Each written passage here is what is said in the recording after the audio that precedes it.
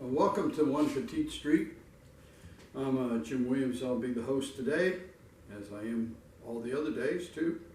But today we're going to be following up on what we talked about last week, which is a fire pit. I don't know why they call it a fire pit. It's not really a pit, but in a sense it is. And so we're going to see about making one of these and the materials you can use to make for the dollhouse. But before we get into the instructions in a sense of how to do that, I do want to do those preliminary things, such as if you end up at the end of this program and you liked it, then just there's a little button you can push to say you like it. And also we would ask you if you're so inclined to subscribe, and then each week, or when I get them done, if they're not a week right in a row, my YouTube programs will pop up on your computer and give you a chance to watch. And finally, if you want to get in contact with me directly, you can comment down below, but you can also get in contact with me directly through onepetitestreet@gmail.com. That's capital O-N-E, capital P-E-T-I-T-E, and capital S in S-T-R-E-E-T. So the first letter of each one is capitalized. And those are kind of the appeal that I give to you. Try and increase the number of people who watch the program.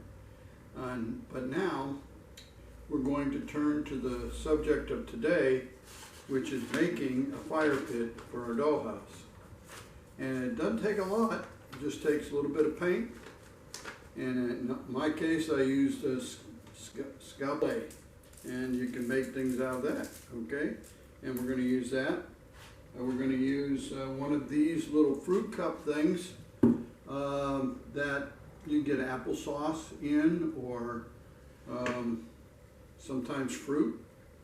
And so you want one of those. And you can go to the store, and for an inexpensive amount of money, you can get these little lights that light up and they flicker like a fire. You can want one of those to put inside. You're going to need some paint. I used only two paints.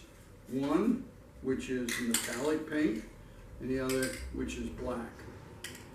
So you take and put these together. The scalpel clay, you roll it out in long strips so you can shape it and bend it and form around your plastic container. And when you do that, you'll end up with this, which is my fire pit. And I used the clay to make the top and also to make the supports. Now, my idea originally was I formed this around one plastic container with the intention of firing it and then pulling it off and putting it on another. I discovered that I was not going to pull it off. So that's where it stayed, and that became part of my, there we go, fire pit. And then you take the little flame thing, you put it down in there. And you might want to take a couple little twigs or something and put them in there, and you have yourself a fire pit. Inexpensive? Yes, and it adds so much to the dollhouse, the miniature collection of furniture and things for your dollhouse family. Well, I hope you enjoyed that idea, inexpensive. I try to keep all the ideas I do inexpensive, if not free. And so I hope you can try it. You can use different things for the metal part. I used Scalpey, but you could use soldering. Soldering wire would do very well, or other types of wire to make this part. And and the bottom can be made with little pieces of wood that are glued on there, or even maybe you can find some also some wire to do that. It's a nice little project, and I hope you get a chance to do something like that for your dollhouse and have fun. Well, next time we get together will be an interview with my grandson.